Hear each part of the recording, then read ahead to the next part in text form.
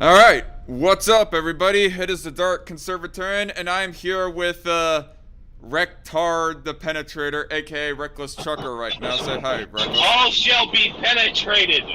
Yeah, and what is this? Holy shit!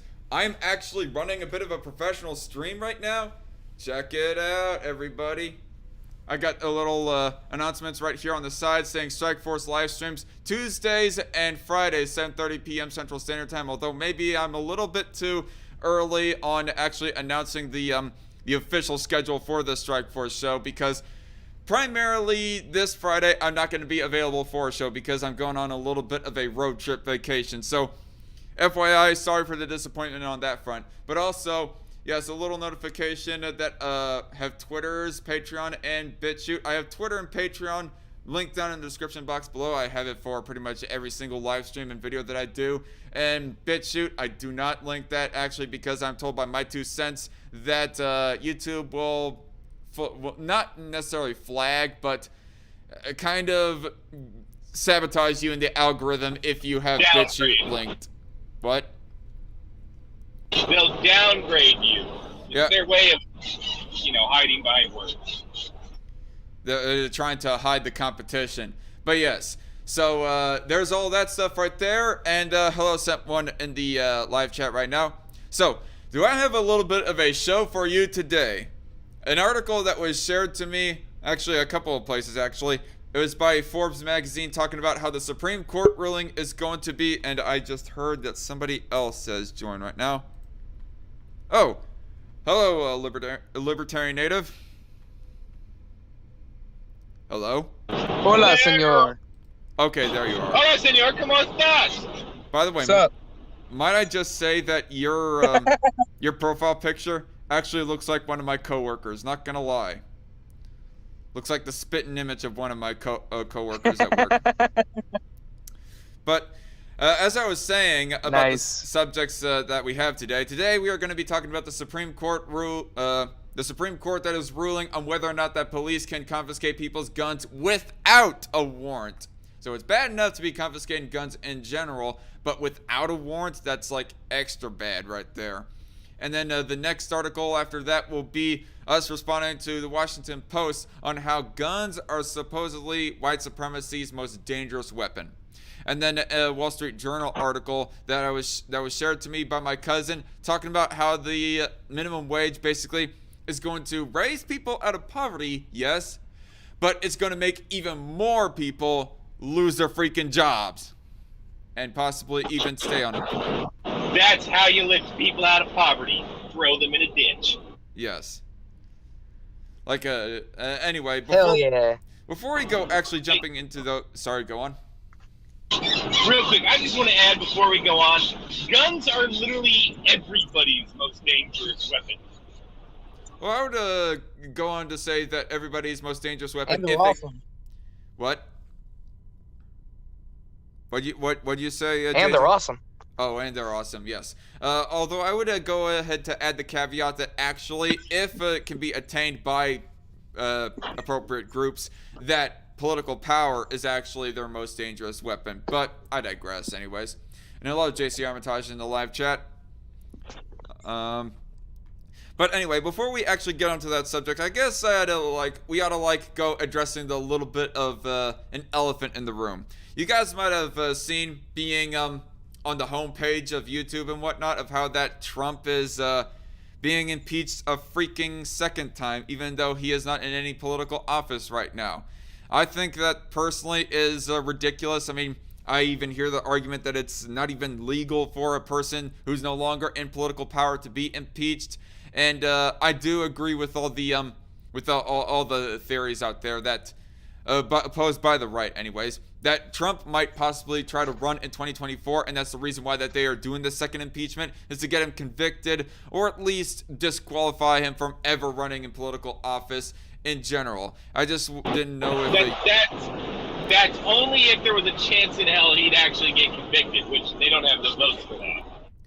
Right. I just didn't know if you two have like any special opinion about that issue. I don't think I heard either of you say about that. I will real quick. I'll go first so I can get myself quick.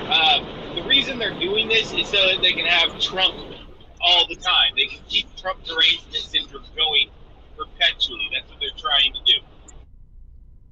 Yep, pretty much seems so. I mean, the news is boring without Trump, ain't it? I mean, we can all talk about Biden's executive orders, but mainstream media doesn't want to talk about that because that'll actually put the, their boy in a bit of a bad light, you know? Dang it, you scared away the Indian. He's back now. He's back now, actually. Yeah, the fucking data is kind of messing up a little bit. I well. gotcha. So a little bit in the chat here. Hello, fellow deplorables, says Miffed Cuttlefish in the chat. Yes, because we dare would have, well, JJ here didn't at all, of course, but because I dare voted for Trump in 2020 and Trucker dare voted for Trump both go rounds, we are all deplorables. Deplorables. Where's my MAGA hat? JC Arma, okay, Miffed Cuttlefish also says, Trump's impeachment trial has no legal precedent. This is entirely new territory. Indeed. I mean, this is the first time in history that anybody has been, well, anybody related to the presidency at least, has been impeached a second time. I mean, let alone outside of freaking office. Nixon didn't even, they didn't even continue on with the impeachment trials of Nixon after he had resigned from the presidency. So not even that happened. But that was back when the media had 3 brain cells left. Now they have no brain cells. Well, I wouldn't go to say that. They have at least 2 brain cells. It's enough brain cells to be Half able a brain to cell. successfully... Fine, I'll give it half a brain cell. Yeah, they have, no, what they have nowadays are those nerve endings that end up becoming brain cells, but it's like cut off like a hedge. What I was about to say, though, is that they have at least enough brain cells in order to successfully brainwash huge swaths of the American populace, you know. That's what I was meaning. Fucking drones. Yup. Fucking NPCs. Mark Levin had the term drones, pretty much not invented, but coined the term drones long before the NPC meme had ever come out. So apparently... NPC is more original. Yeah, you're right, pretty much. I mean, as much of a boomer type meme it is, it seems that Mark Levin was just a little bit ahead of the curve in that regard. Oh my god, a Republican being smarter than the Democrats around him? I am shocked. Absolutely astonished. Miff Cuttlefish in the chat says that one would have to assume it will happen as no one in the legislative and judiciary give a shit about the Constitution. Well, we'll see of how much that the judiciary gives a shit about the Constitution when we go diving into this ruling on warrantless gun seizures. And someone that Miff, that is a damn dirty lie. They all swore on a Bible, which instantly lit their hands on fire, to uphold the Constitution. 3 brain cells combined, that is not per newscaster. Okay, Sam 1000. So bring StreamYard over there. Oh shit, over here. Make it so that you guys can see the broadcast. And alright, let's get into it. So Supreme Court will decide whether police can enter a home to seize guns without a warrant. This from Forbes magazine. The Fourth Amendment right against warrantless searches of a person's home is a pillar of Americans' constitutional liberties. And pretty much the left and right can agree. Like the Second Amendment, they don't give as much of a crap. The left doesn't anyways. But the Fourth Amendment and privacy, this should be like pretty much nonpartisan. But anyway, before... Yeah, but that one is getting in the way of the second one, alright? Pretty much, it's getting in the way of them stomping on the Second Amendment and more than they already have, anyways. By the way, hate speech. Yeah, and by the way, actually, let me just bringing this Also, up. let me just add this: if the Supreme Court rules that that's okay, the answer is no, and pew pew. What'd you say, trucker? I couldn't make that out. If the Supreme Court rules that it's okay to warrantlessly seize property, the answer is no, and pew pew. Yes. Yep. And if I gotta say, if the SCOTUS does rule in favor, then that will mean that Trump's presidency would have been pretty much good for nothing. Because the one thing that I could at least credit Trump's presidency for was getting Neil Gorsuch and Amy Coney Barrett nominated. Not so much Brett Kavanaugh, mostly because he himself seems to be anti-privacy as a judge. But even Kavanaugh. But even Kavanaugh, I still presumed at least that he was that he would have held up gun rights. But if he goes ruling in favor of this bull crap, then he will have been nominated for nothing as well. He's a traitor to America. Pretty much. America. When are we going to say enough is enough? The Bill of Rights. So this was a little picture right here that Wes Savage, the derpy redneck, wanted me to share on this live stream. And by the way, he just a little announcement to everybody in case you all are interested. Derpy Redneck, he's debating against Esoteric the Free, and I'm presuming he's also debating against Filthy Heretic with he's teaming up with some other guy, I can't remember his name, but he's having a debate on Back Alley Philosophy if y'all want to go check that out. But anyway, as you can see from the picture, Article 1, the article about free speech, says this is being crossed out because free speech zones. Article 2, crossed out because gun control. Article 3 is not as much stomped on, and I don't think anybody really looks forward to, is trying to make an active push to stomp on Article 3 yet anyways. Article 4 being stomped on because of the Patriot Act and various other things as well. Article 5, red flag laws. Article 6, indefinite detention. Article 7, civil asset forfeiture. Article 8, enhanced interrogation. That's the article saying that there shall be no, I cannot remember what the official terminology is. Cruel and unusual punishment or torture. Cruel and unusual punishment. Something in there like Thank that. you, Trucker. Although I will say, when it comes to terrorists, I'm okay with it. Article 9, judicial activism. Article 10, federal supremacy. Pretty much. So, continuing on though, I'll address you guys' chat here in a little bit. I want to get this more read. Before a police officer or any other government official can enter your home, they must show a judge that they have probable cause and that they will discover specific evidence of a crime.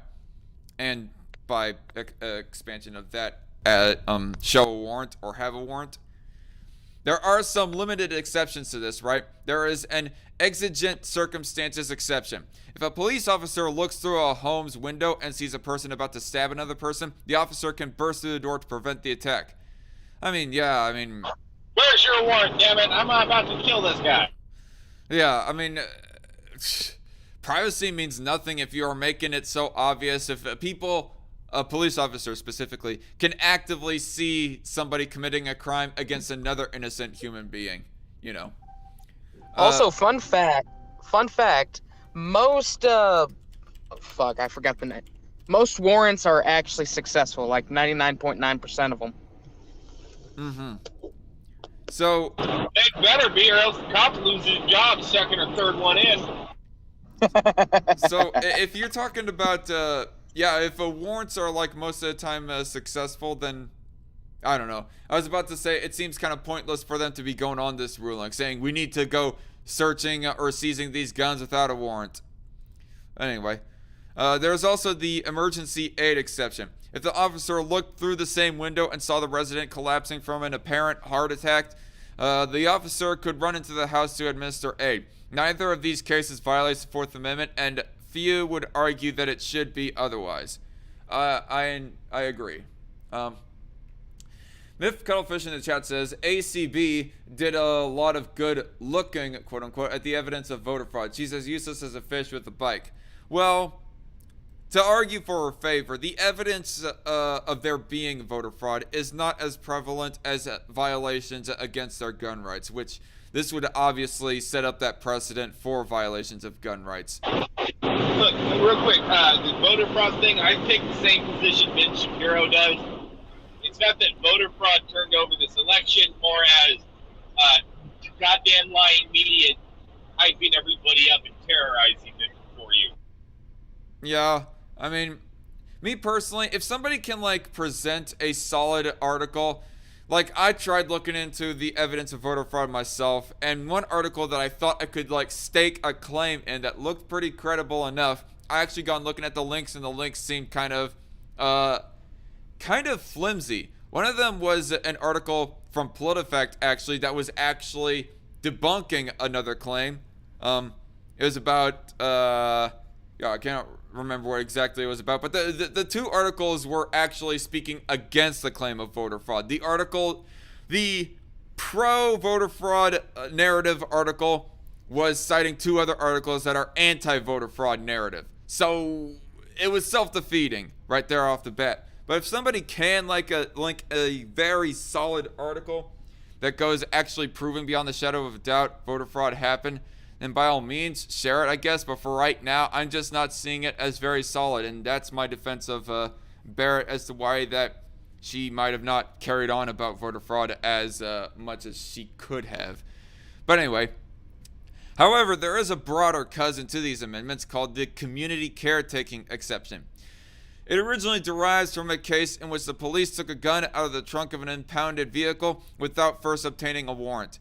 The Supreme Court held that there is a community caretaking exception to the Fourth Amendment's warrant requirement because police perform community caretaking functions totally divorced from the detection, investigation, or acquisition of evidence relating to the violation of a criminal statute. The court held that police activity in furtherance of these functions does not violate the Fourth Amendment as long as it is executed in a quote-unquote reasonable manner. Note that, unlike the first two exceptions, this exception is not limited to immediate emergencies. In the Supreme Court case just described, there was only a general concern that vandals might eventually break into the impounded car and steal any weapons that were in the trunk. So the community care exception is far broader than the other two.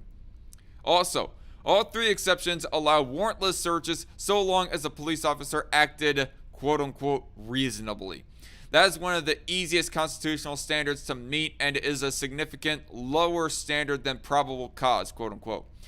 Which is required for a warrant, As long as an officer might reasonably think that a warrantless search will alleviate a danger to the community, the search is considered constitutional. So basically, if the cop thinks that you are crazy in their personal opinion, then it is reasonable, quote unquote, to be confiscating your gun. Go on. Real quick, there is a specific legal term that follows that. I can't remember what it's called. Something reasonableness, like prudent reasonableness or something. But like, if you were to present this in front of a jury of people, and they were like, yeah, that's reasonable, but that does require a surrounding context that makes it reasonable. It's not just, oh, well, it's reasonable in my opinion. Yeah, I guess so, but it just seems to be a bit of a slippery slope as being outlined by Forbes. What information is being presented by Forbes here anyways. And by the way, Trucker, if you could put your mouth a little bit closer to the audio receiving piece, that would be a little bit helpful because I could barely make out your words for a second there. I got my mouth right on the tip now. Is that better? It's clearer. Anyway, there is a vigorous debate about whether the community care exception can apply to searches of a person's home as well as of their car. Vehicles have always had less Fourth Amendment protection than homes, which are considered a person's most private sphere.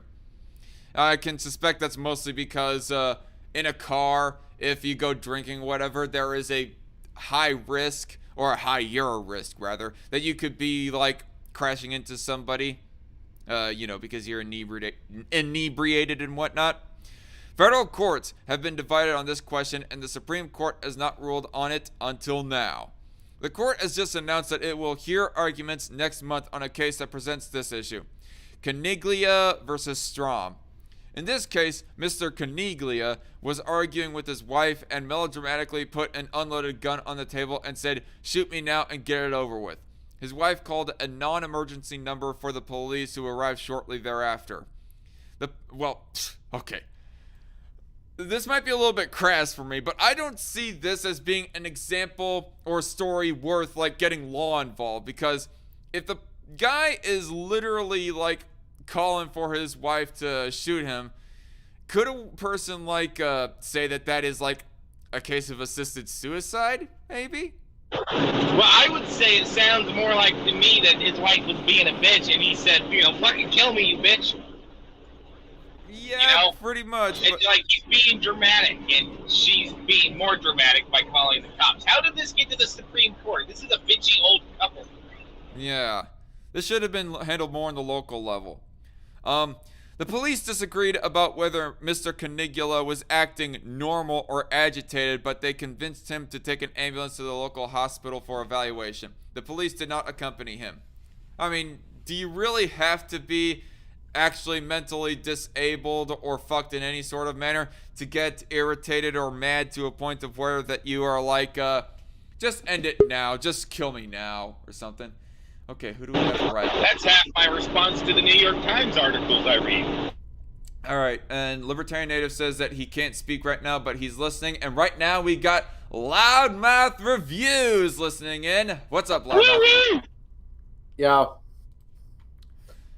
Talking about a little bit of violation of privacy right here, presented by Forbes. Violations of privacy. Violations. It's totally a new thing in 2021. Yep. Violations of privacy in regards of the gun debate, like whether or not police can seize your guns without need of a warrant. Well, I don't see anything wrong with allowing police to infringe on your constitutional rights without any evidence of a crime. What could possibly go wrong there? Good done. It's not like innocent people are not going to have their livelihoods all messed up to the point of where that families will be impoverished or whatever else scenario that you can think of. Totally. Yeah, there's totally no nightmare scenarios that come from when a tyrannical government can just seize your property without any due process. Mm-hmm. Look, all I am saying is that Dallas would make for a very nice capital of another country.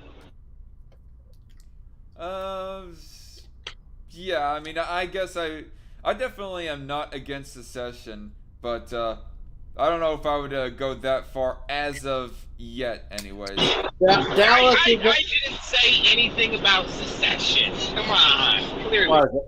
What is it? Dallas is a pretty far left area. I wouldn't want it to be the capital of shit. No, it is not. They accidentally elected a Democrat this last time, all right? It was a mistake. We'll forgive them this time. Texas is only red due to the rural areas. Well, I think I did hear from an actual Texan that Dallas is one of the more right-leaning-ish major cities of Texas. It's more it's more of Austin and God, what's the name of that one other city? Not Austin. Austin's the big lefty one. It's practically a California enclave. The People's Republic of Austin? Yep. The People's Democratic Republic. Yes, the People's Democratic Republic, yes. Mm-hmm. Sorry, I'm watching a debate on Hoppianism. Okay, then, Truegrave. Anyway, I just thought I'd save that article for if we want it for later. Anyway, while he was on his way to the hospital, Mrs. Caligula told the police that her husband kept 2 handguns in the home. Nothing wrong with that in of itself. That's all he had? Just 2 handguns. The police decided to search his home for the guns without obtaining a warrant. Oh, God. Fuck out of here. Miss Canigula's consent to have the police search their home was legally negated because the police untruthfully told her that her husband had consented to the seizure of any guns. What? How is that not a benching or firing for those cops? That is... Yeah, they pretty much should be fired without any paid leave or anything like that. While he was on his way to... let me reread that paragraph. While he was on his way to the hospital, Mrs. Canigula told the police that her husband kept 2 handguns in the home. The police decided to search his home for the guns without obtaining a warrant. I mean... God, never mind. Mrs. Canigula's consent to have the police search their home was legally negated because the police untruthfully told her that her husband had consented to the seizure of any guns. Oh... It was the police who were lying. What the fuck? Why are you using this as a story to try and back up your case that, oh, this is the evidence as to why that police should seize guns without a warrant? Fuck out of here. Even the cops in the case thought they needed a warrant or consent. Yeah. Oh, this is disgraceful. The police located and seized the 2 guns. Mr. Canigula sued for the violation of his 4th Amendment right to privacy and his 2nd Amendment right to keep handguns in the home for self-protection. The First Circuit Court of Appeals, which is the federal court just below the Supreme Court in Canigula's jurisdiction, sided with the police. Why? They freaking lied. Which court? What? It's the First Circuit Court. It's the First Circuit Court of Appeals. So it's not the Supreme Court. It's the federal court just below the Supreme Court in Canigula's jurisdiction, basically. So this ain't by works of Barrett, Kavanaugh, or Gorsuch, or the rest of them. I mean, we haven't gotten to that part of the story yet, it seems. It's more like Circuit Court of Appeals. Supreme Court will decide whether police can enter a home to seize guns without a warrant. We're kind of approaching to the end of the article here very quickly, so I don't know if when they're like going to get to the actual SCOTUS part.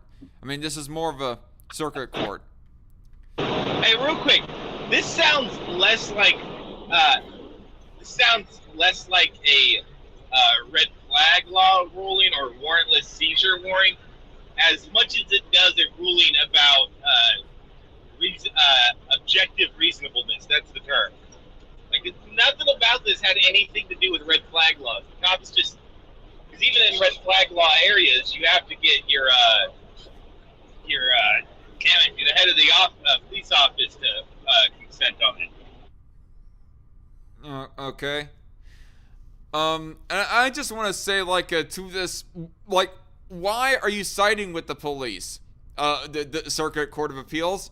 I mean, the police have been shown to be lied just off of that basis of alone.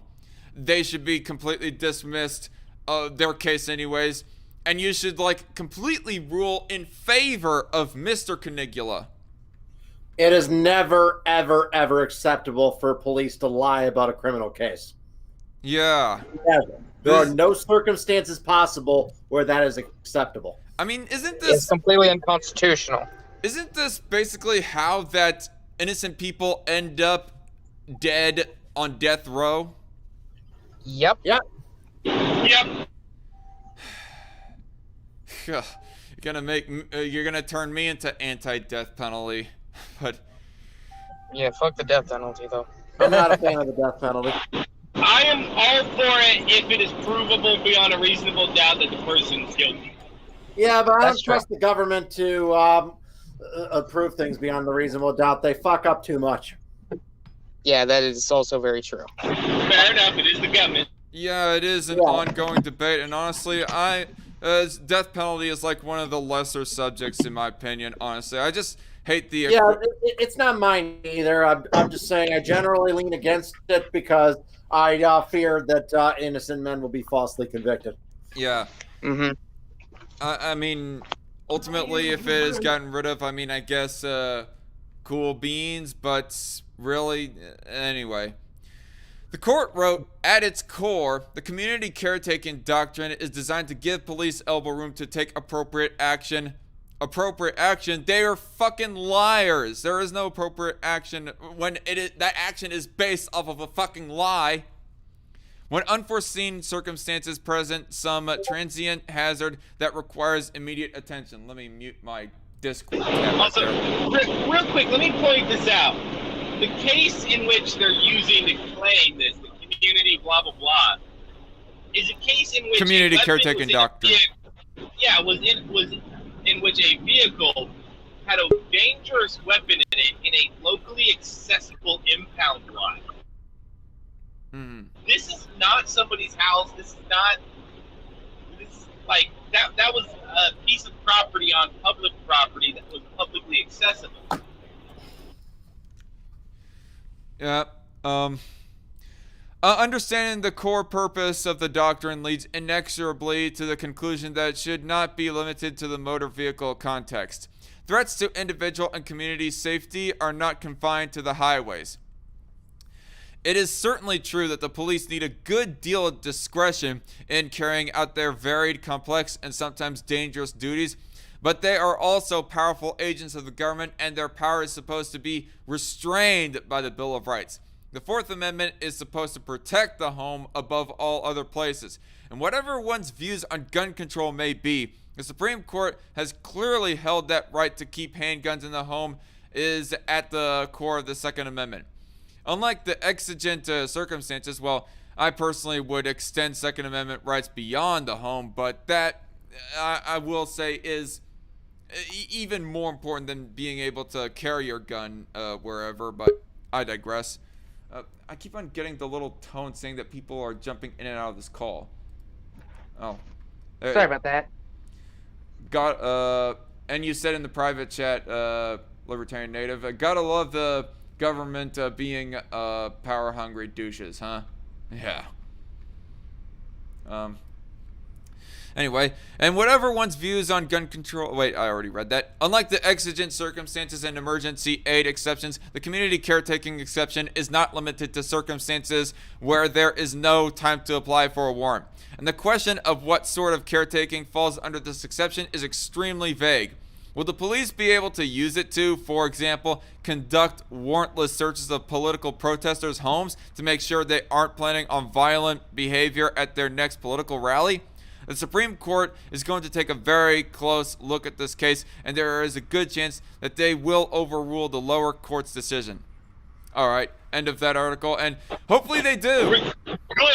No, because that is a standard without a limiting factor, and that is disturbing. Yeah, very. Hopefully, ultimately, they do overturn the freaking ruling. I wanted to just search very quickly. SCOTUS ruling on gun confiscation without warrant.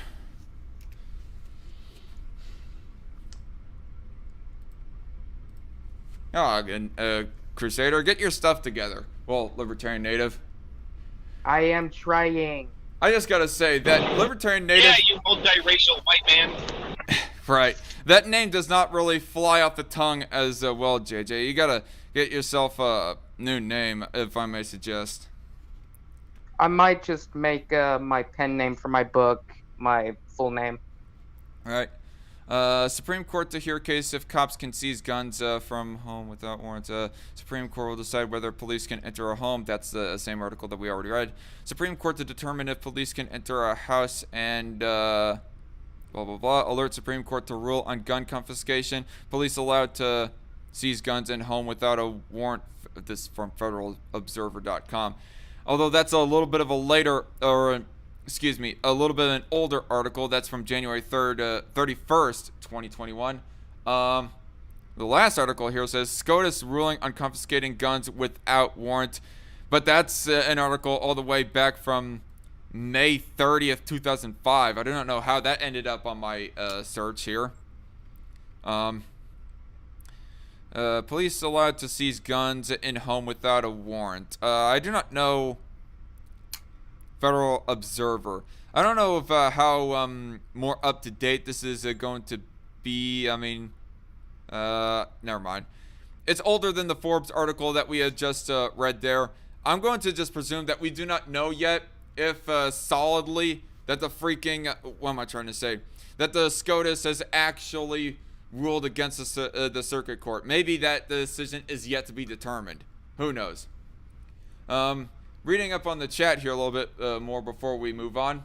JC Armitage says, hi, Loudmouth, by the way. Set1 1000 says, even if they had verbal consent, so they have the vest cam and audio evidence such... Wait, what?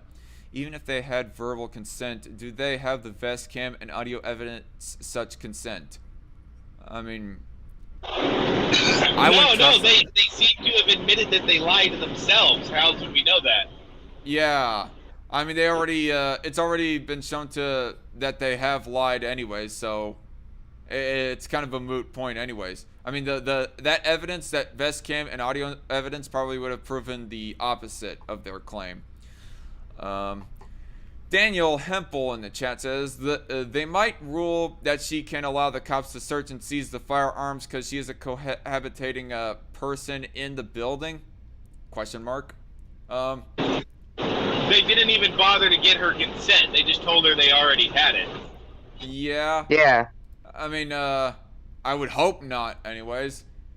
I mean, I hope it doesn't come to a point of where that a partner can literally call the cops to confiscate their own partner's guns. That'd be some bullshit. Imagine that. Oh, absolute bullshit. That's what red flag laws already do all the time. Crazy bitch ex-girlfriend calls on you. Yeesh. You want to give more case for the MRA advocates? There's what's gonna fuel the rhetoric more. So anyway, this is from the Washington Post, and we are getting to the prime meat of the article, or the prime meat of the stream here, folks. Opinion: guns are white supremacy's deadliest weapon. We must disarm hate. And that is why we're showing a picture of an unarmed man walking around. What'd you say? With a Confederate battle flag. Well, I said that's why they're showing a picture of an unarmed man walking around with a flag. Oh, I gotcha. Yeah, yeah. He doesn't have his AR or his well, he doesn't have it drawn anyway. So if I was to like get the benefit of the doubt, he might have a Glock like underneath his coat there, holstered to his side. No. So far, they found like only 3 people had firearms there at all. Only like 3 people? Yeah, the people that supposedly were doing an insurrection were almost entirely unarmed. Huh. Alright. So, getting into this article, I'm sure that we'll have more to say in response to the stupidity, because right off the bat, stupid title. There were so many things that you could say in response to the title alone, but we're going to reserve those responses for when we get deeper into this article. The Reverend Sharon Risher. If I may say something. Go ahead. If I may say something, fun fact, gun control was actually a form of racial or white supremacy, keeping the blacks from being able to defend against hate. Against the Klan, yeah. So. Also, let me point this out. The places that have the most gun control, the regulation oppresses more disproportionately black gun owners than white, because the city, urban, and rural distribution. So it's still using their own disproportionate effect logic is racist. But by the way, you're getting a little bit further away from the mouthpiece, just FYI on that, trucker. On the next time you want to unmute yourself. Just give your phone a blowjob. I will deep throat that bitch. Anyway, the Reverend Sharon Risher is a member of the Everytown Survivor Network, a volunteer with Moms Demand Action, and the author of For Such a Time... Fucking mom organizations, my God! Ban mothers from being in politics, I swear to fuck. Oh, jeez. I agree. Fuck mothers. Hey, people in politics, you're turning Trucker into a sexist. Fuck you guys. For such a time as this, hope and forgiveness after the Charleston massacre. The defining photograph of the attempted insurrection on January 6th was that of a man strolling through the broken halls of our national capital. Amid the smashed windows and assorted rubble of the failed coup. Coup. I'm tired of people like calling it a coup, honestly, because I find it hard to define this as a coup, really, because emphasis on the fact that Donald Trump called for the protests to remain peaceful. That's not a coup. Let me point this out. The vast majority of people were unarmed, and a large number, if not a majority of them, were taking selfies and smoking pot, for Christ's sakes. Yeah. Base. I mean, if Donald Trump was actually calling for violence to overthrow the rest of the Congress, then you would have an argument that it was a coup.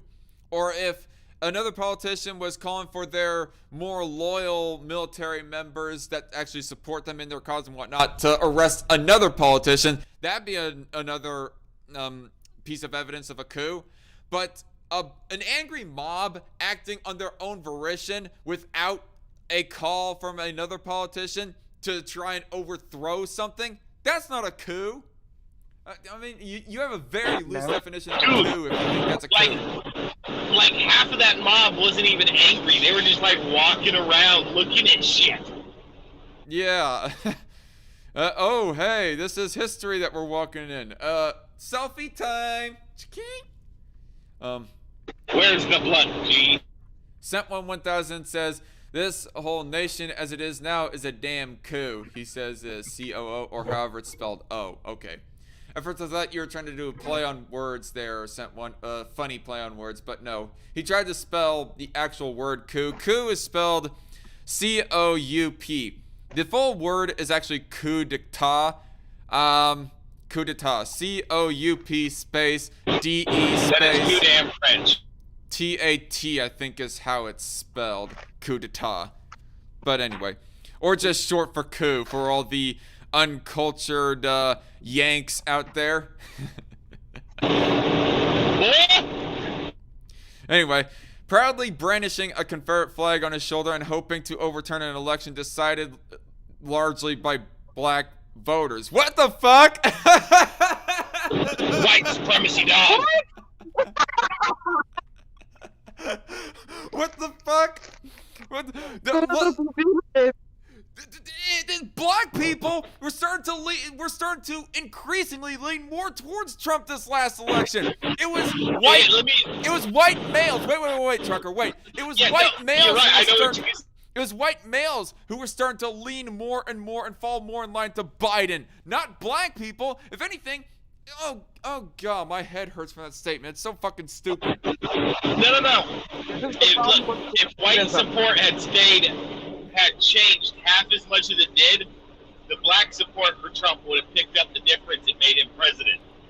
Yeah, exactly. The black vote helped out Trump this last go around. Not as much as it could have. I mean, it was still a majority that ended up voting for Biden, but because of how many black people ended up turning out for Trump as compared to 2016, it's not because of black voters that Trump ended up losing. You stupid fuck.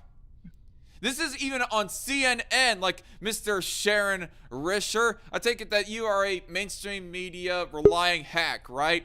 So take the evidence from as presented by your own godsend media, the CNN, you know? Anyway, we got Aspie on with us. What's up, dude? The ceiling on my truck. Oh, I'm joking. I'm good, you guys. How you guys doing? I'm good. Long time no see, Aspie. Yeah, long time no see, Trucker. By the way, I can't tell what I hate more, Taco Bell or Jack in the Box, because I haven't been to Jack in the Box in years, and I don't like them at all. Taco Bell I can at least tolerate, you know, like a German immigrant back in the 1800s. You know, I can tolerate it. So I'm gonna finish off this paragraph very quickly, and then I'll go addressing some more things. It's an image that tells the story not only of January 6th or of the Trump's presidency, but also of all the steps that led to that moment. The whole history of hate in America captured in one frame. Oh God, you're dumb, and you're such a simpleton. Narrative. And if you're going to be talking about how guns play such an important part in your article here, I mean, what's your evidence that this guy was armed anyways? Like, you aren't even, like, saying it for yourself as to whether or not that guy was armed. So you're not really helping out the, your own title of your own article right here. So are you, like, clickbaiting, Mrs. Risher? I assume that's a girl anyways because of the first name, but I bet digress. she's a white mom in California. Maybe. Actually, no, it's a black lady from that one church that got shot up by what's his name. Although that's literally, I have no care whatsoever. She's still a dumb bitch. But by the way, one of those bullets must have hit her brain or something. Aspie, I gotta ask, by the way, how's your video reviewing your phone call with Devil's Advocate going? It's slightly stalled because school has me bogged down, but I plan to finish it. It may be a month out from when the actual argument happened, but I'll make it either way. Oh, I'm still looking forward to that. I'm still looking forward to that. Did you guys see my interaction with Devil's Advocate? No, yeah, send me the link. Send me the link. The guy, I listened to it, and the guy, he was like presenting his own anecdotal evidence as to how that he thinks that the South is racist, and then as soon as you present your own anecdotal evidence of how the South is not racist, apparently he kicks you off. Like, my anecdotes are allowed, but your anecdotes are not. Dude, did you see he almost looked like he was about to cry and shit? That was great. Yeah, right afterwards he started having a freakish meltdown of where that he started like banning his own fans from talking. The fans that he doesn't like anyways, but nonetheless. Send me the link too. I want to see this soul boy cry. This is like the third meltdown I've caused online. I am so proud of myself. Okay, there's yeah, he had another meltdown. No. He had one right after Trucker's call. And you know what frustrated me about his call, or your call that you had with him, Aspie? Was the fact that he was talking about as to how that sheriff's badges resemble slave traders' badges or something like that. That's so dumb. What the fuck? Here's the thing. You weren't even... What? Send me this link right the hell now. Oh my god. Well, me personally, I do not know. He edited that part out and he made a video about it. Just go to his channel and scroll a little ways down. You'll find proving police were from slave owners in 1 minute. Wait, so. He's gone full leftist hard. Wait, he edited out the part of where that he was about to hang you up and hang you up? No, he was editing. No, he edited out the. No, he didn't edit it out. He put up a video after we had gotten done talking. He made a separate video of that part of the debate after we were done talking, and where he explained where that police supposedly came from slave patrols after, which is kind of true, but it's not the full story. It actually came from the colonial night watch system. But no, police have literally been around in every single government structure that has ever existed. Yeah. Every one of them. Yep. I mean, I mean, they were in the Roman Empire, for fuck's sake. If you're going to have laws, you need law enforcement, or else the laws are pointless. Okay, we're on a little bit of a tangent here, people, so keep in mind and bear with us, but addressing this tangent a little bit better, I mean, yes, slavery existed and police existed, so no shit, the slave traders and people who were pro-slavery, they would have used every single tool that they could to preserve slavery. And the police existing at the time, yes, obviously that would include the police they would use to enforce slavery. But also, they would be, no shit, Sherlock, be using guns to keep their own slaves in line. So, I'm gonna ask Devil's Advocate. Wait. Government law. Right. But I want to ask devil's advocate this. I mean, if we were going to go off of the logic that because they were used to preserve slavery back in the day, that therefore that should be reasoning as to why that we should dislike police now. And by that extension, should we dislike guns because back in the day they were used by backwater rednecks to keep in line their slaves? I think not. Hey, you know what? Let's take this to one more, even more extreme. Does that mean we should dislike Africans because they sold Africans to Americans? Fucking idiot. Who knows? I mean, I kind of doubt that Devil's Advocate, like, Devil's Advocate is a former right-winger going harder and harder left, but it would kind of surprise me if he did come out all of a sudden as a gun grabber. I mean, I guess it's not outside of the realm of reason that he would go that fucking stupid, being anti-police and anti-gun at the same time. But all the same, I don't want to.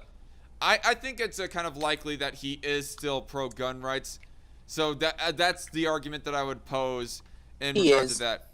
And also, you know, like I was saying, retardism. Like what I was saying a little bit earlier, Aspie, though, what frustrated me the most about that phone call was that when he started saying as to how that police badges resemble slave trade badges, you weren't even outright denying him presenting that little piece of evidence. All that you were saying was that yes, but does that actually matter nowadays? And he was all like, okay, fuck you, idiot, hang up. And just continued calling you an idiot and all that stuff. I think one of the last things I said to him was, dude, I think you just want to fight, okay? And he was just, I was at that point that he just completely hung me up. I don't think that was the thing that you last said. I mean, I think it was one of the things you said, but I don't think it was the very last thing you said. I'm pretty sure that you were trying to address the whole police badge thing, but he wouldn't let you, and he just hung you up. But anyway. Yeah. It was kind of my fault because I wasn't on my A game with him because mostly I was talking to him on speakerphone while I was driving home. I had the phone in the cup holder. Well, and I was trying to talk to him. So who can really be on their A game to a person who wants to be an outright cunt about interrupting people? I mean, not only was he just interrupting inadvertently, accidentally, mistakenly, or whatnot, he was doing that proudly and intentionally, being an outright cunt about interrupting you. Like a cat showing you its asshole. Yeah, sure. Anyway, continuing on with the actual current article here. Oh, people, come on, tune into the live stream. I'm talking about some ridiculous stupidity here from Washington Post. Only got 3 people watching. Anyway, for me... Those 3 people deserve blowjobs and blow. Yes. For me, the echoes of that picture reverberated back nearly 6 years. To the day my mom, Ethel Lee Lance, was shot and killed while praying in Charleston's Mother Emanuel Church along with 8 other black Americans, including 2 of my cousins and one of my close childhood friends. In the months leading up to that tragic day, my mom's killer posed for pictures with the Confederate flag, sometimes even slinging it over his shoulder, just like that insurrectionist in the Capitol did. So basically, the argument of this article is that racist people use guns to do bad things. Therefore, we should ban all guns, even though guns have been used to do all kinds of horrible things throughout history. But they've also been used to do good things throughout history. Defend, 3 million times per year they could touch people. Yeah, I would ask this person what their opinion of Malcolm X and the Black Panthers are. Yeah, precisely. I mean, that's one thing that Adam Ruins Everything actually brings up himself. Granted, kind of an off-base way, but he still admits to that little factoid himself. The Black Panthers were using guns back in California, and I think there might be some context that he was leaving out in this story, but he was talking about as to how that Reagan banned guns, allegedly at least, back when he was governor of California, which if it's true, well then that's more increasing disappointment of Reagan, but nonetheless more applicable to the current point. Even Adam admits real quick, that it's a thing. What Reagan did was he signed off on a bill that made it illegal to open carry inside of the California legislature building. Is that really all it was? Yeah, and the Black Panthers were going there like every week and during every legislature meeting and just filling the halls with themselves armed with guns, and that's what it was. That would be way important context. So, just because a Black Panther cannot like open carry a gun at the legislative grounds of Sacramento and whatnot, doesn't mean that they cannot open carry their gun way out in the hills of California to protect themselves from a Klan member. Yeah. I mean, anyway. The problem with collectivism. Yep. By the way, we got food eating ASMR by Aspie right now. Yeah, Crunchwrap Supreme. They're great. Well, Aspie's voice is so gorgeous, I'd listen to that. The similarities between these 2 days don't end there. Both days ended in deaths. Both attacks were perpetrated, at least in part, by white supremacists chasing a lost cause. And tragically, the perpetrators of both accidents were carrying more than just flags. My mother's killer was armed with a handgun. The Capitol insurrectionists were armed with enough live ammunition to shoot every member of the House and Senate 5 times. My mother's... First off, no. Let me point something out. That's not true. There was a single person like 3 miles away that had a trunk full of ammunition and didn't even have a gun in the vehicle. Yeah. So it's just bullets but no gun. So they were basically useless. You know what? I mean, you could chuck them at people really hard. That would kind of sting. So pretty much balls with no penis. I got my cum, but I don't got my dick. Eesh. I think, by the way, I think my theory as to why that my viewers right now are so low is because people from my audience are tuning over to the debate between Derpy Redneck and Esoteric the Free right now. Dude, there's like 4 other people who are live streaming right now, too. Lords of the Night, Alfonso, someone else. Well, a lot of people in our spheres. Well, I don't know of how many subscribers I share with Lords of the Night, but I'm pretty sure, damn sure that I do share a lot of subscribers with Back Alley Philosophy. Ugh. Yeah, I mean, it's okay. It's okay if y'all are subscribed to Back Alley Philosophy. I don't care. I'm just saying. Who's Back Alley Philosophy? However, yeah. Back Alley Philosophy is Esoteric the Free and Filthy Heretic, Aspie, if you ever heard of them. That name just sounds like an awkward startup porno company. Esoteric the Free, Well, Electric Boogaloo. I mean, you did say that Back Alley Philosophy just sounds like a gay MGTOW back in 2019. That was my birthday stream too, by the way, Trucker. Nice. JC Armitage says, actually, that debate hasn't happened yet. It will in half an hour. Oh. Okay, well then I don't know. Maybe it's because my thumbnail is not attractive enough. Maybe because my thumbnail is too much of a freaking mess to actually attract the average viewer to watch. Put more titties in thumbnail. Wait, aren't gays like MGTOW by default because they don't have anything to do with women, at least sexually? Well, I'm pretty sure that a lot of gays would be painting their nails with girls, or the more feminine They're friends ones, with anyways. girls a lot of the time, yeah. Yeah. No. MGTOW, by nature, wouldn't include gays because it's men going their own way after the fact. It would include gays, but it does not inherently mean that a gay is a MGTOW, though, Aspie. Just to clarify. Well, I But it does mean a MGTOW is inherently at least kind of gay. Well, here's the thing about MGTOW. I could imagine it being a bisexual MGTOW, a guy who dated girls, but then he's like, screw this. I'm going to the other side over here. You know. I want stuff shoved up my ass. Exactly. I'm going from pussy to asshole now.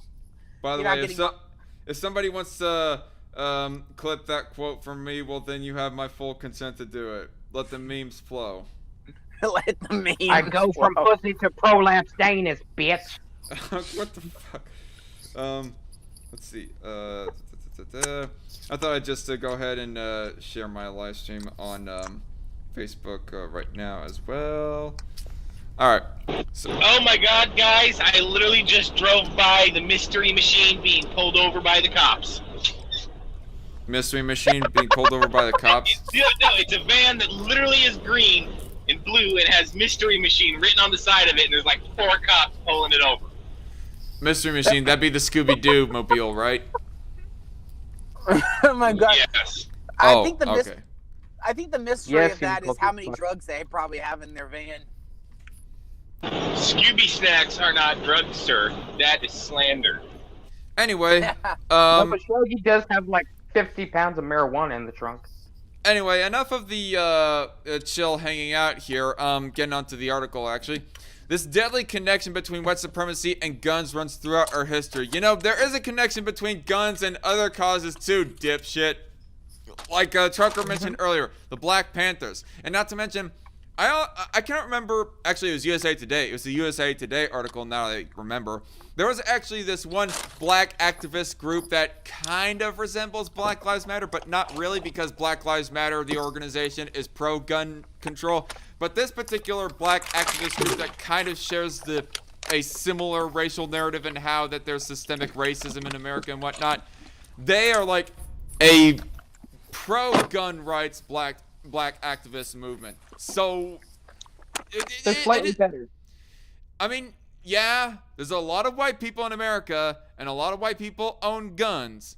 I mean, that's not obviously not to say that all of them are white supremacists. Fuck no, you're an idiot if you think that. But just because that most people that own guns in America are white does not mean jack shit in of itself. Anyway. Well, to 2 things to that. One, most people in America are white anyway, so it's probably going to happen by default. But 2, guns have literally been connected to every single or nearly every single cultural movement ever. Mm-hmm. Because America, bitch.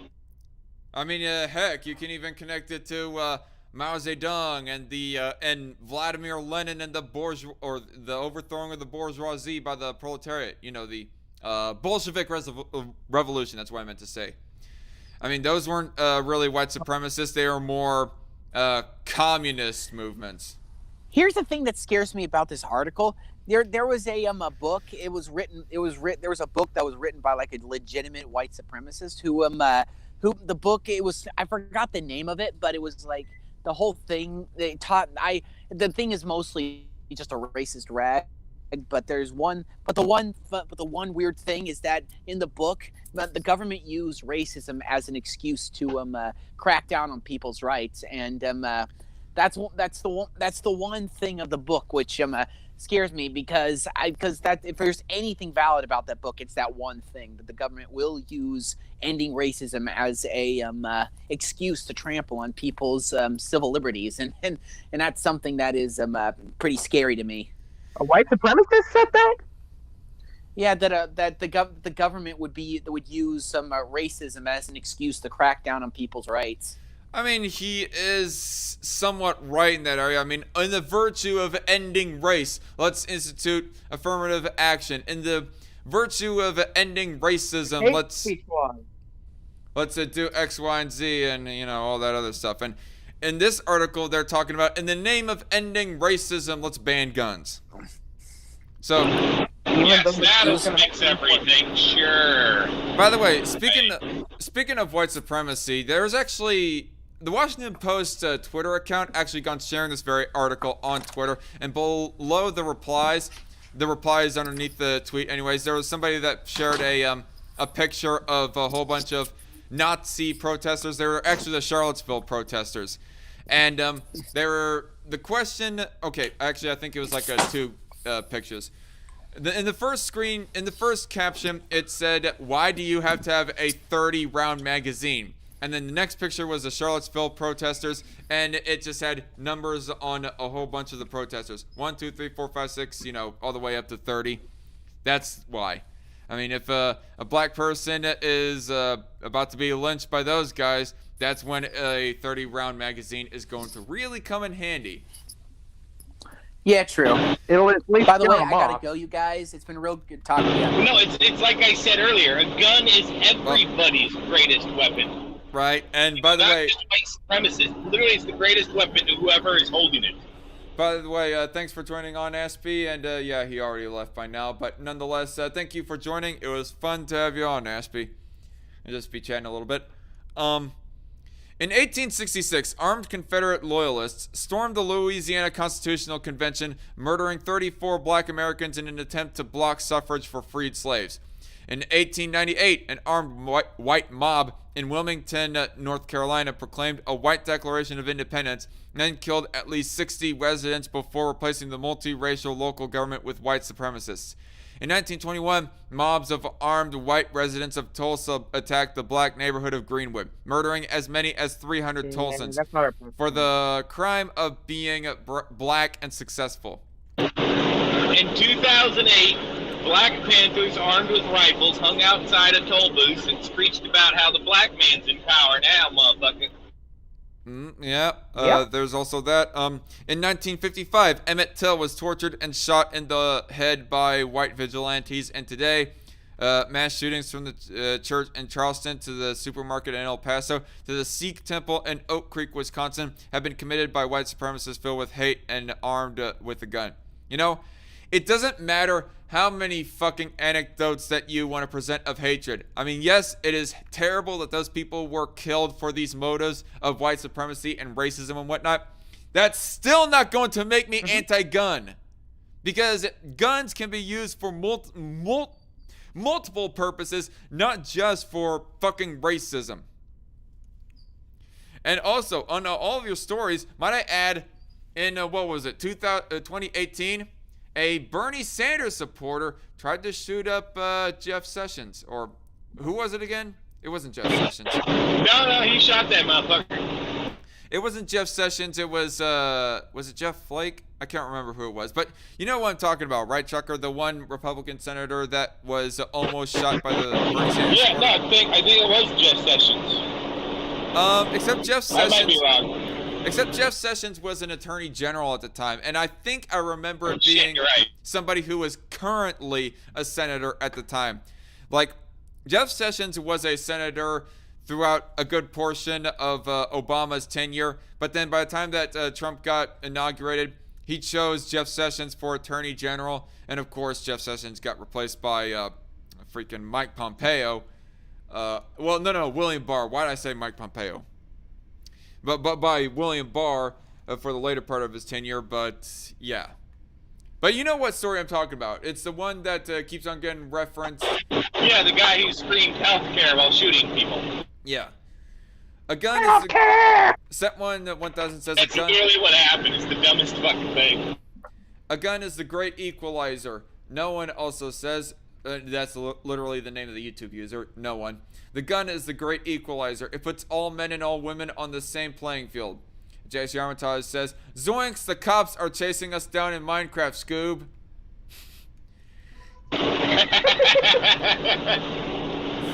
I just love, you just know they totally pulled some potheads out of that van. Yep. Oh, God. I'm, okay, taking off this mess so I can take a sip of my monster. Edgy. Anyway.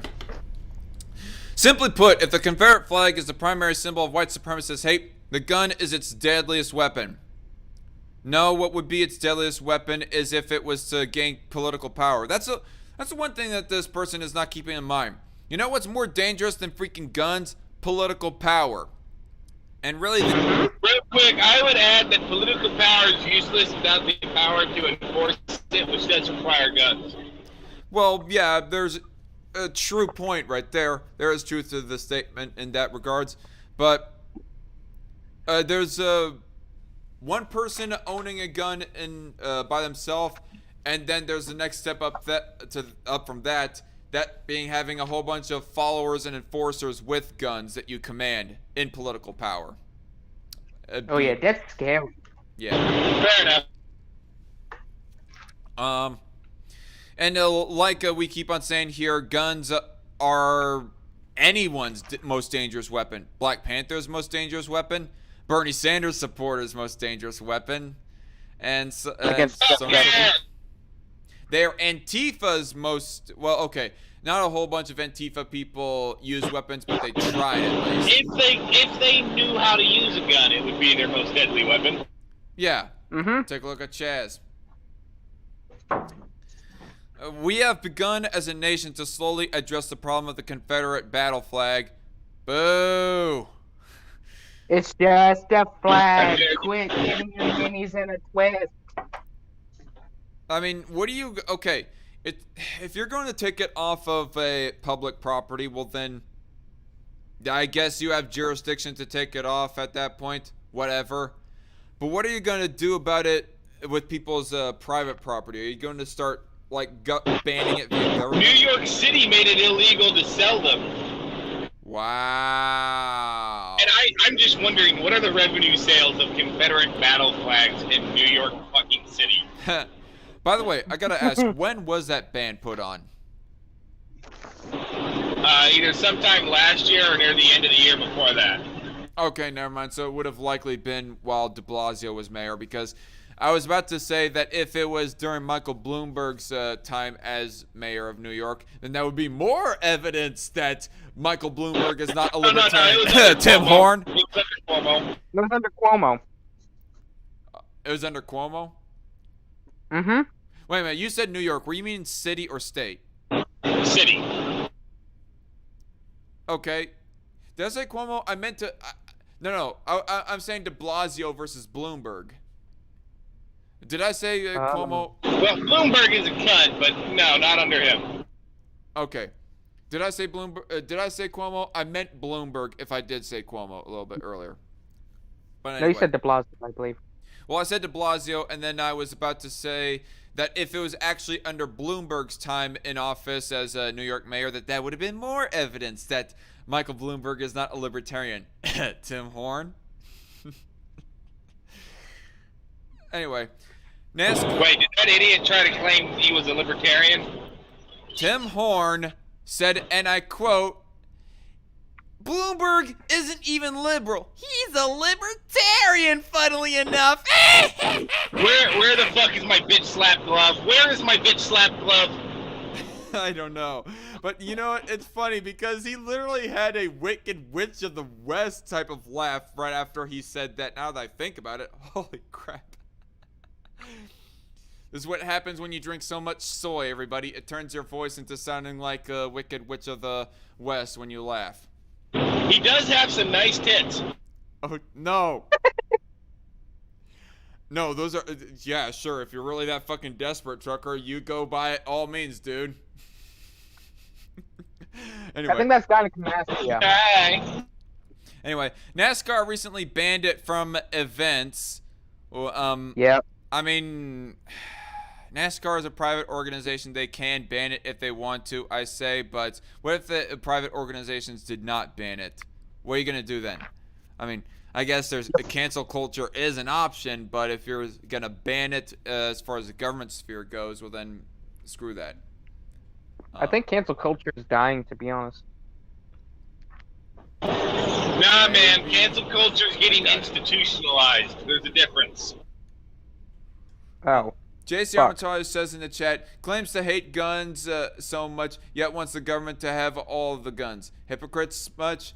Yeah, I mean, guns are not just white supremacists' most dangerous tool. They're also police officers and government's most dangerous tool for the sake of enforcing laws, like gun Real quick, what are you willing to bet this is actually one of them dumb bitches that wants to send social workers to deal with people off their minds on crack and heroin and shit? Maybe. Probably. Yeah, probably one of those hippy-dippy wallflower types. It's not their fault. It's society's fault that they did PCP and ate a baby. Oh, And shit. probably says period at the end. With the T. And ate a baby. And God.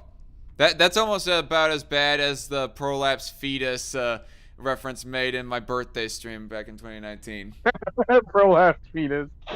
What the living fuck? You don't remember that, dude? You don't remember that? Was I drunk? I don't fucking know. I think you were. I think the answer is yes, because like since 2016, most of my time online has been drunk. Oh. Well, you better not be drunk right now because you're fucking driving, dude. I'm not drunk. I am just extremely high. No, I'm kidding. Oh god. No one says in the chat, put some bourbon on that monster drink. No thanks. As JC Armitage is all like, ew, why would you defile bourbon with Monster? I don't know. Talk to no one about that. Sent11000 says, I'll get you and your little Toto too. Yeah. JC Armitage says, to be honest, I think social worker is just code for the federal military police that they want to implement. Pretty much. And they'll be like dressed all colorful and whatnot so as to put on a pretty aesthetic. It'll be like the Black Lives Matter insignia on a drone that's in the middle of striking you. No. It'll be like our new LGBTQIA plus WXYZ Stormtrooper Regiment. You know what I'm trying to reference, right? A bunch of rainbow Stormtroopers sounds like a porn that's already been made. Do you not know what I was referencing to? I was referencing to Steven Crowder's clip about Star Wars. I just want to figure out how Stormtroopers fuck.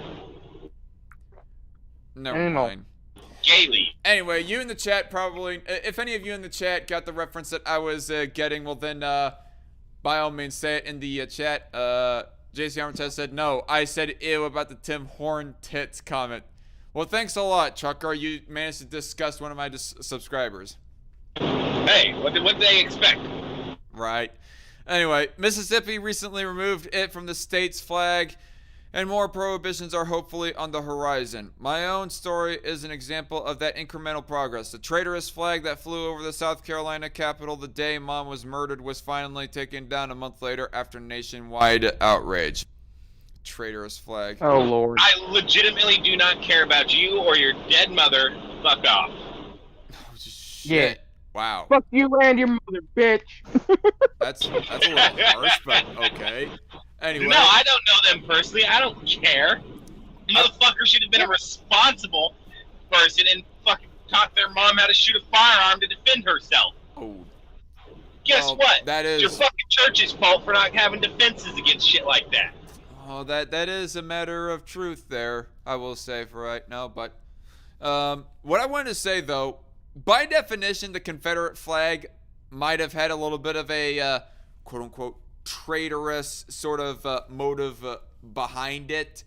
But ultimately, okay, the battle flag that everybody goes flying, that was primarily a regiment flag for General Lee. General Robert E. Lee is considered to be like the more honorable generals of the South during the Civil Apparently War. that was a myth, sadly. Sorry, what? Apparently that was a myth. Apparently he wasn't that great of a dude. Well, he joined the South because... but as honorable as you can be when you have slaves and are fighting, for slavery. Well, Robert E. Lee, as I recall from the documentary that I had listened to about the guy, he did not own any slaves, and he wasn't particularly pro-slave, and he in fact tried to remain neutral in the war as much as possible. But then once the North gone and ransacking his home in Virginia, he was all like, okay, I'm taking a side. Fuck you, North. Well, real quick, about General Lee, he was pro-abolition, but he wasn't pro-abolition yet. Mainly because he felt that they had held the slaves back to such a point that really the best thing to do would be to keep them and educate them for a generation or two and then free the slaves, which, considering the context of the time, not the worst, most evil argument ever. And I think it was either him or a family member owned slaves and taught them how to read and write and shit, which was illegal in that state. Right. All the same, though, I still say that he's like one of the more respectable ones of the South, as respectable as it can get at the time, at least anyways. Would we have liked him to not own slaves at all? yeah, but we would have liked that as much out of George Washington, but there was still a little bit of leniency that the two appropriate people gave in regard to their slaves. Like George Washington, made it so that as soon as he died, that his slaves would have been set free, and Lee was all like, educate these slaves and eventually free them, whatnot. But anyway, moving on from that tangent. But the truth is that taking down symbols of hate means very little unless we also disarm people who are inspired by them. Oh, Lord. So disarm Whitey. So, am I getting this right? That won't create a civil war. So, am I getting this right? You don't want to disarm everybody. You just want to disarm a select group of people. Yay, collectivism! Woo! Yeah! You want to be extra discriminatory on who is not allowed to own a gun. I mean, do you know who else was very discriminatory on who they instituted their gun control based off of political reasons? Nazis. Hey, that is true.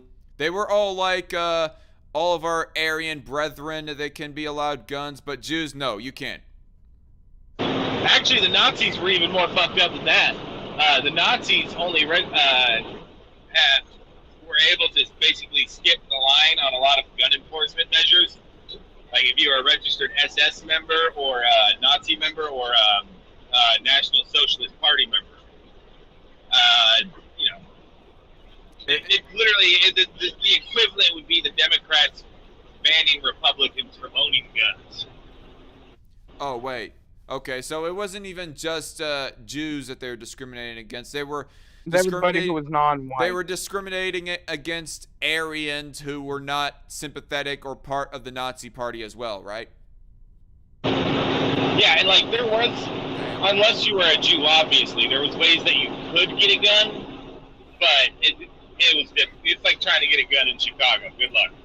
Okay, so if I was to live back in World War II Nazi Germany, but I heavily disagree with the Nazis and decided to snub them at all their political goals, and the Nazis were able to like pick up on this bit of information, I would not be allowed to own a gun? Yep. Oh yeah, if they had outright evidence of that, you wouldn't be allowed to own a gun. Correct. All right. I'm not exactly an Aryan myself anyways. I mean, I'm 1/8 Italian for one thing, and plus there's You fucking mooly. No, I'm a WAP. Get it right. Even worse. Anyway. And on that front, our nation has lagged woefully behind. We failed to pass any significant federal gun safety bill in the past 25 years. Good. We've allowed armed extremists to brandish long guns at state capitals and intimidate peaceful protesters. Well, what do you mean by armed extremists? I do think I remember there being like armed protesters or quote-unquote extremists, as extremists can be a little bit of a buzzword at times, that were protesting against Virginia's gun control laws that were being instituted back in 2019. No. Before that. And there was also armed protests, I think, against the lockdowns as well. But anyway, you were saying, Trucker? The one she's referencing very specifically is actually when Boogaloo Boys showed up at a Black Lives Matter protest in Minneapolis. Yeah, here's the thing. Minneapolis Boogaloo Boys run around with Black Lives Matter flags and LGBT flags. So... Wow. Those are some very left-leaning Boog boys. Yeah, go watch the Jimmy Dore interview with a Boogaloo Boy. The dude's Really? not representative of all Boogaloo Boys, but he's representative of Minneapolis Boogaloo Boys. So that was one of the more heavily left-leaning Boog boys that Jimmy Dore was interviewing. Yeah, he was the head. He's either the head or the spokesperson for the Minneapolis Boogaloo Boys, something like that. Ah, okay. Thanks, And also Minneapolis. to address and intimidate peaceful protesters, I mean, is that really their intent all the time? I would even go so far to say that if you're like openly carrying a weapon, that it of in itself is going to be naturally intimidating, but that doesn't necessarily mean that the intent was intimidation. necessarily, not inherently No, anyways. no. The ones she's referencing were there to protect Black Lives Matter protesters. Huh. Well, I wouldn't know specifically what she's trying to specify. Watch the Jimmy Dore interview and blah, blah, blah, blah, blah. Right, okay. I'll try and search it up or something. JC Armitage says in the chat, too long didn't read. If you wanted to own a gun in Nazi Germany, you had to swear complete loyalty to the Nazi party. Basically what you just said, Trucker. Anyway, and our background check system remains riddled with gaps and loopholes. One of those gaps, now called the Charleston loophole, led directly to the death of my mom by allowing her killer to purchase a gun that he was legally prohibited from owning. Quit using your dead mom to push a political agenda. Appeal to emotion much? I mean, I'm sorry that you had that loss, but that doesn't mean that I'm going to give up my firearm. I mean, if she cares about protecting herself and those she loves so much, she should go get a goddamn firearm and learn how to use it. I mean, look at She's this. also dead too, so why should we care? She's gone. Look at it this. Look at it this way as well, woman. Other people are using guns to protect their moms from common criminals and hateful people, etc., etc. So what about their moms, huh? Oh no, their moms can. Their moms don't matter, okay? Their moms don't matter because I'm a prissy little bitch. Their moms don't matter because their moms do not serve the agenda of gun control. Anyway, this woman is literally metaphorically, but still, standing on the body of her own mother to push for a political agenda. yeah. That's pretty close. Actually, now that I think about it, her mom probably wouldn't side with that, so yay her mom. Not fuck her mom, yay her mom. Ew. Ew, okay, yeah, that is you, but that's why I said don't. So I share my story today, alongside other members of the Everytown Survivor Network, during National Gun Violence Survivors Week to ask that as we reckon with hate in America, we also take action to disarm it. I mean, leftists are pretty hateful of people like me, Trucker, and JJ here. Should we disarm them people too just because they hate us? No. So stop it with the thought control, fucker. My thought process is this. Everybody can have a gun. Everybody. Yeah. As long as I can have mine. Yeah. Indeed. And if you try to hurt other people with your gun, other people have the right to shoot them with their gun. I'm a reverend, don't give a fuck. So I promise that nobody appreciates your thoughts and prayers more than I do. I have hopes and prayers that you, I'm gonna say something naughty, but I better not. No. Here, let me put it this way. I have thoughts and prayers that you do not succeed in your political agenda, bitch. How about that? Appreciate that, motherfucker. Anyway, but they are not enough unless they are paired with meaningful action. That action must come first and foremost from our leaders, beginning with the Biden-Harris administration. Oh, good lord. I believe you mean the Harris-Biden administration. The fucking moment that happens, then you are going to see more violence in the streets, woman. Do you want that? Do you want that? Then go ahead. You want more people to die and more mothers to die? No? Then shut your stupid ass mouth, bitch. Yeah, keep on pushing for more gun control. Look, there's this meme. You know that, like, descending from the heavens in response meme? Right? There's this guy yelling at the heavens, how many more children will have to die before you're okay with gun control? The guy descends down and hands him a letter, floats away. He opens it up and it says, all of them. Oh, yeah, that little meme. But in truth, the responsibility to advocate for gun safety extends to all of us. Because if we do not come together around this issue now, in the weeks after our very democracy was held at gunpoint, then I fear that hate-motivated gun violence will not only continue, but also accelerate. You know, that's not a very intimidating gunpoint right there that our democracy was being held at the state capitol. They didn't even become that freaking successful. They were like stopped at a point. They weren't even able to reach the freaking politicians. Yeah, some stone dude, some dude that was high off his tent stole Nancy Pelosi's podium. What an absolute military coup attempt that was. Yep. Yeah, they stole the congressional podium. What a coup d'etat. Also, I heard, I don't know if this is true, but I heard somebody smeared shit in the halls. Yeah. Which I hope that's true, and I hope every single one of them got a nice whip. No one in the chat says once they outlaw guns, then they will outlaw knives. When that doesn't work, they will outlaw sticks and stones, and eventually they will outlaw humans. Or more like they will mind control humans at that point. We're gonna be reduced to like little nubby arm things trying to like touch our computers. This is bullshit. They're gonna try to create a one world government. That leaves us with a choice. The photographs I described above of the Confederate flag in the Capitol and in the hands of my mother's killer capture the history of gun violence and hate in America better than I ever could. Let me just point something out. If you're going by per capita gun violence, two black dudes shooting each other would actually be a lot more representative. Okay, this right here does not capture the image of hatred in America not very well. I mean, this guy, I don't even see him like beating up a black person or whatever. He's just by himself with a potentially out of a contextually twisted racist imagery right here. That's about it. I mean, there's... Real quick, look at the guy too. Like, he's just wandering around. It's not like he's charging a battle scene or nothing. He's just wandering around.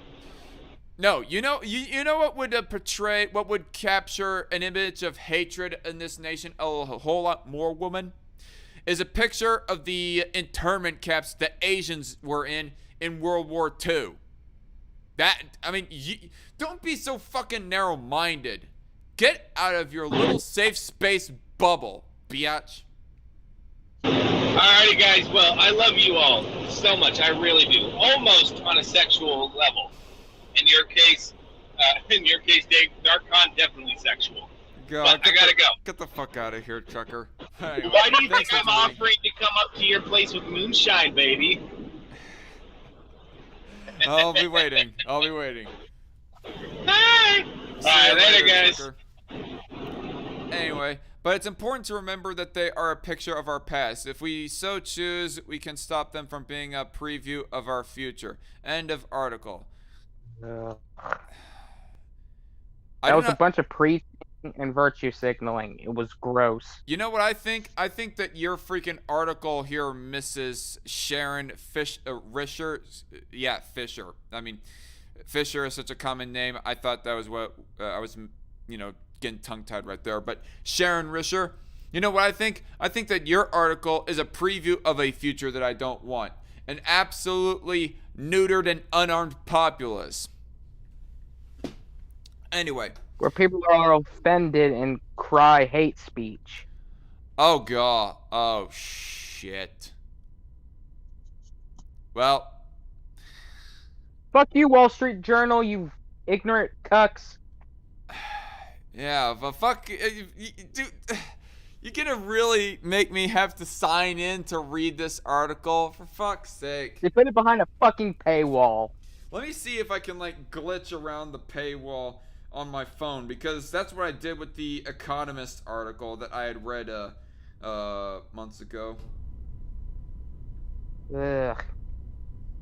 If news publications that do this shit deserve to be hanged. That's a joke, by the way, everybody. Yes, it's hyperbole. Don't get your ninnies in a twist. Yep. So let's see if I strike lucky.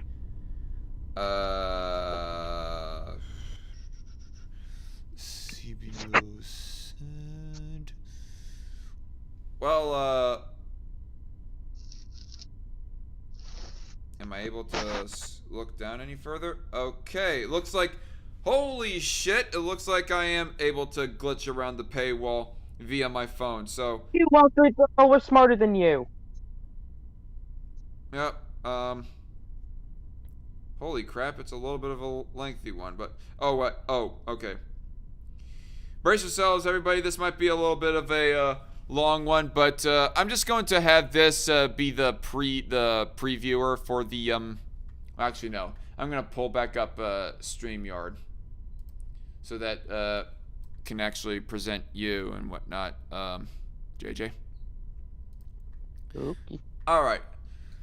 So, reading this off of my phone instead of off of the computer because the computer has me blocked via the paywall. This is from the Wall Street Journal, and this is an article that was shared to me by my cousin talking about $15 minimum wage would cut employment, reduce poverty, CBO study finds. Let me read that again.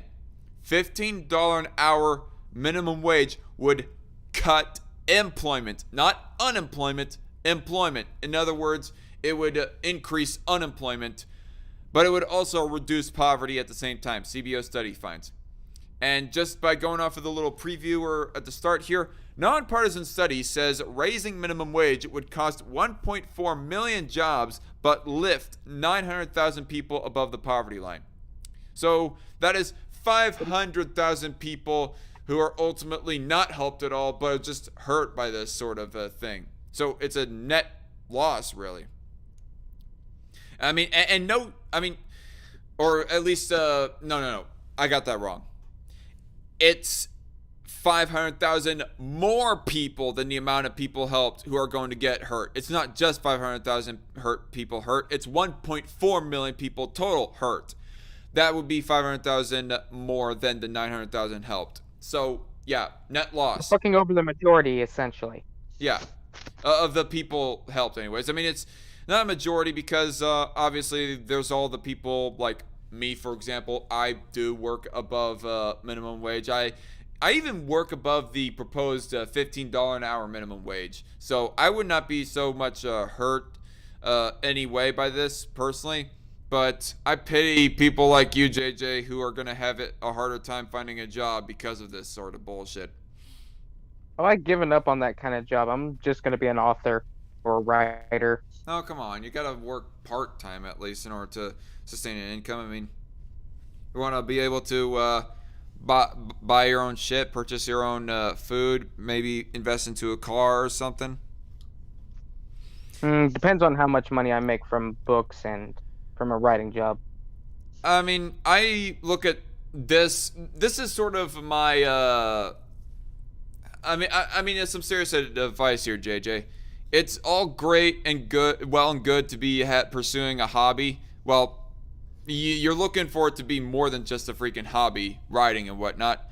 But all the same, until you can like actually fully achieve the freaking goal that you want, you're gonna have to like make some kind of income off of a full-time regular job in the meantime, anyways. Possibly, but I wouldn't want to work a minimum wage job anyway. Just do freelance shit. It would depend on for me personally, it would kind of depend on the minimum wage job. But anyway, and I just really want to say that your profile picture really looks so starkingly like my day supervisor at my job. It's scary. He looks like General Kenobi? Oh, that's Obi-Wan Kenobi? Yeah, it's a blurred picture of General Kenobi. Oh, it's Obi-Wan Kenobi's head pasted over a Victorian general, I guess. Essentially, yes. Okay. Well, I guess so. I mean, yeah, he kind of looks like Obi-Wan Kenobi from Episode 2 of Star Wars. Not Episode 3, because obviously I can tell that picture is from Episode 2 Kenobi, not Episode 3 Kenobi. Anyway, raising the federal minimum wage to $15 an hour by 2025 could deliver raises for 27 million workers and lift 900,000 Americans above the poverty threshold, but the policy would cost 1.4 million Americans their jobs over the next 4 years, according to a study released by the nonpartisan Congressional Budget Office Monday. So, I just gotta say that I guess I never like explicitly said this in my times of debating the minimum wage subject. No shit, some people are going to get raised out of poverty. Ultimately, all those businesses that do go ultimately paying their employees like below, or no, not below, but just above the minimum wage, or somewhere below what the libs want the minimum wage to be, $15 an hour. Obviously, some of those workers are going to have to be kept in the business in order to keep the business running in the long term, at least. So, and those people that are kept ultimately are found to have the best work ethic of the bunch, and obviously they're going to be kept and they're going to be raised above the poverty line. They're going to have a better off job. But all those other people, fuck them. Fuck them. They're going to lose their job, apparently, because of government interference. And, by the way... More people are going to go homeless. Yeah. Possibly. I mean, there's that possibility, too, I guess. But just in general, they're losing their job not because of their employer firing them. Really, I mean, directly that is what is being done. But they are being forced to have to fire somebody indirectly because of what the government has done, via the minimum wage and whatnot. Because of the business, like hurting a small business and whatnot. And let's also keep in mind all the other effects that we have read about and researched in the past in regards to the minimum wage. The minimum wage has hurt Seattle. They ended up having to decrease hours and even lay off some people in the restaurant industry up there in Seattle when they put in their $15 minimum wage. And New York City, they recently put in their $15 minimum wage. They ended up, the next issue that all lefties and whatnot had to face was, quote unquote, unfair firings after they had got their wishes. I mean, those employers, they were asking of things like, hey, put on a smile every time when you're out in the public. Obviously, they're going to try to milk the efforts from you in the, the work environment as much as they can to make it as much worth it as possible of keeping you on the job. Make you worth your $15 an hour wage as much as possible. And taking those into account, there's also this right here. CBO, nonpartisan study saying that 1.4 million people are going to ultimately lose their job, in spite of what those 900,000 people are looking better off with a higher minimum wage. The trade-off ain't worth it, in my opinion. Nope. And also, I know that a whole bunch of leftists and pragmatists, utilitarians, and whatnot don't really care about this, but we libertarians and even conservatives, some of them anyways, care about this issue. Business rights. We believe that business owners have rights to their own business as long as it does not affect any other people's rights. You do not have a right to... I don't know. I'm getting kind of tired, honestly, and I still got a whole lot of article to read here. But you get my point. Yeah, we believe I'm probably going to jump on. Oh, okay. It was a nice, just a little bit ahead of time, though. It was nice for you to come on, though, JJ. No problem. But as far as the libertarian principle goes, anyways, we believe that people have a right to their own private property. That includes that their own business, without it being infringed upon by people who do not own that property ultimately. Solo layout myself, and full screen. Yeah. And that includes being able to determine as to whether or not a person gets or increase the production, says sent one. Yeah, exactly. Raise production, not the wages. Anyway, I'm again a little bit rambling. President Biden and many Democrats are pursuing legislation to more than double the current federal minimum wage of $7.25 an hour in phases, saying it would lift many low-wage workers out of poverty and deliver pay increases to many essential employees during the coronavirus pandemic, including workers at grocery stores, warehouses, and in delivery vans. Republicans and some businesses and economists have warned that such an increase could cost jobs as the U.S. recovers from pandemic layoffs. While the CBO study finds poverty reducing effects, its broader findings could make it difficult for proponents of an increase to rally enough votes among moderate Democrats and Republicans in Congress to raise the federal minimum wage for the first time since 2009. That is, if people care about facts at all, anyways. If they do, well then good. The minimum wage does not get raised. But if they don't, well then I guess this economy is screwed. The study reaffirms a finding that a $15 hour minimum wage could cost the U.S. jobs, slightly increasing a job loss estimate from a widely cited 2019 CBO study. While many Americans would see raises, the analysis showed a minimum wage increase would cause prices to rise, the federal budget deficit to widen, and overall economic output to slightly decrease over the next decade. So the way that I see as to how that the federal budget deficit would increase is because there's less revenue being provided via tax dollars. All those poor people, as little as they participate in the tax revenue of this country, they still do contribute a bit of tax revenue. And if they are not working, not earning an income, they're going to fall to a lower and lower tax bracket to where they just start contributing less and less revenue to the government. So that means less and less taxes ultimately to be used for various different programs, thus raising the budget or raising the deficit to where that we accumulate more debt at a higher rate.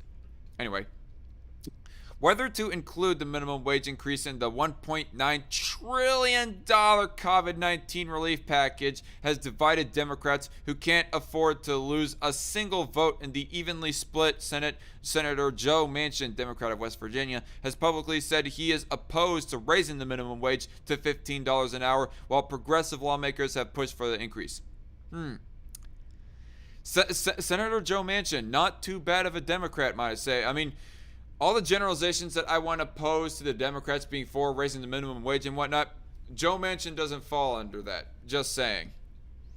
You know, one of the things that Ben Shapiro kind of flirted with, one of the ideas that he flirted with anyways, is the idea of Joe Manchin possibly like flipping parties over to the Republican side. That would be an interesting... I wouldn't be surprised he might be a populist. He might be. Or become one. I don't know if he'd be technically a populist. I don't know if... like he'll become one in the coming years if he flips parties. Maybe. But then again, looking at the minimum wage thing, I don't see that as necessarily evidence of him possibly becoming a populist, because let's keep in mind, Donald Trump was for the minimum wage being raised to $10.50 an hour. True. I mean, he was for allowing the states to determine the minimum wage within their appropriate jurisdictions, but all the same, he was for, in principle at least, a raise in the minimum wage by the state governments. You know, that's a little thing that Trump cultists like to ignore, funnily enough, and it fucking annoys me. Yeah. Anyways, I'm gonna head out. All right, see you later, JJ. See ya. Higher wages would increase the cost of producing goods and services, and businesses would pass some of those increased costs on to consumers in the form of higher prices, resulting in reduced damage, the CBO said. Employers would consequently produce fewer goods and services, and as a result, they would tend to reduce their employment of workers at all wage levels, the report said. Young, less educated people would account for a disproportionate share of those reductions in employment. While more than 1 million would lose jobs, the report said 17 million U.S. workers, or about 10% of the labor force, would have their pay increased. Another 10 million workers who earn slightly more than $15 an hour would also potentially see pay raises. Wait, what? Well, more than 1 million would lose jobs. The report said 17 million U.S. workers, or about 10% of the labor force, would have their pay increased. Another 10 million workers who earn slightly more than $15 an hour would also potentially see pay increases. So, the effect, the negative effect of such a wage hike is looking a little bit more marginal than the header of the article was looking like. But all the same, it's still a negative effect. And not to mention this paragraph that I just read there, I mean, no shit, in all eventuality, people are going to see, the entire populace, as a generality anyways, is going to see an increase in wages because the economy is trying to, you know, adjust to inflation. All right. The study assumes a June 1 effective date for the bill, raising the federal minimum wage to $9.50 an hour. Under the plan, the wage would be increased annually until reaching $15 an hour in 2025, after which the pay floor would be adjusted based on the change to the median wage of all workers. All right. From 2021 to 2031, the plan would increase payments to workers by a net $333 billion after accounting for wage increases and job losses, the study found. That would allow low-income workers to spend more, but would increase labor costs for businesses and raise prices, especially at restaurants. The loss of jobs would cause a modest negative overall impact on economic growth. The study found a much smaller impact on the federal budget. The cumulative federal budget deficit from 2021 to 2031 would increase by $54 billion if a $15 federal minimum was enacted, largely because higher prices of goods and services would contribute to an increase in federal spending, the report found. That impact is small relative to the last fiscal year's $3.1 trillion deficit. All right, this stream is probably just going to be mostly me just going ahead and just boringly reading this article as I'm trying to power through it, just so that I can like get done with this article, get done with the stream, and have dinner because I am hungry. Although it looks like I'm a little bit more than, or just about anyways, halfway done with this article. Come on, where's my place? Where's my place? There it is. That includes increased healthcare expenditures. Increased healthcare expenditures. You know, that's the one thing that Bernie bros like to care so much about. When they go talking about healthcare costs, they go saying as to how that healthcare is going to cost less. They go talking about expenditures, not the federal spending. Whereas if they got their way on the single payer debate and also got their way on $15 hour minimum wage, it seems that there would be, I don't know, there might be little to no adjustment in the healthcare expenditure itself. Anyway, this or maybe this article is assuming that Bernie bros do not get their way in single payer healthcare. Who knows? The study noted that by 2025, there are expected to be 3 million workers in the home, healthcare, and nursing care industries who would earn less than $15 an hour if the law wasn't changed. Many of those workers are paid through programs such as Medicaid and Medicare. Oh, wait.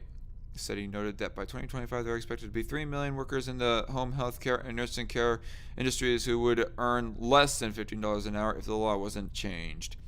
Many of those workers are... Okay, never mind. It's not talking about healthcare costs. It's talking about people within the healthcare industry and how much they earn. The study found the government would spend more on healthcare programs, unemployment insurance, compensation, and Social Security, and that a relatively small number of federal workers could receive a raise. Those increased outlays would only be partially offset by less spending on nutrition programs, the earned income tax credits, and by higher taxes paid by workers who would receive raises. Lawmakers who have sought to include the minimum wage increase in the $1.9 trillion COVID-19 relief package also face procedural difficulties. Democrats are moving the COVID package through the Senate using a process called budget reconciliation, which allows measures to pass with 51 votes in the chamber instead of the usual 60 votes needed for most legislation. Some Democrats, including Mr. Biden, House Speaker Nancy Pelosi, Democrat California, and House Budget Committee Chairman John Yarmuth, Democrat of Kentucky, have indicated they don't think the minimum wage plan meets the requirements for passage under budget reconciliation, which is limited to measures that have a direct impact on the federal budget. Come on, scroll down. I'm gonna try to close this little ad right here. Sorry if people heard that little bump there. Oh. Come on, don't. All right, never mind. I thought I lost my place there. But Senator Bernie Sanders, independent of Vermont, who leads the Senate Budget Committee, said Monday that the CBO's assessment bolsters the argument that the plan could be passed under budget reconciliation. The CBO has demonstrated that increasing the minimum wage would also would have a direct and substantial impact on the federal budget. What that means is that we can clearly raise the minimum wage to $15 an hour under the rules of reconciliation, Mr. Sanders said in a statement. Businesses are divided on the $15 minimum wage. Some, including Amazon.com Inc. and Target Corp., have raised their starting wages to $15 an hour. Other businesses haven't endorsed a $15 an hour pay floor, especially those in rural areas where the cost of living is lower. Walmart Inc., the nation's largest private employer, starts workers at $11 an hour. Although Walmart has been said to be advocating of a government-mandated raise of the minimum wage, mostly so that their small business competition can get hurt in the ass.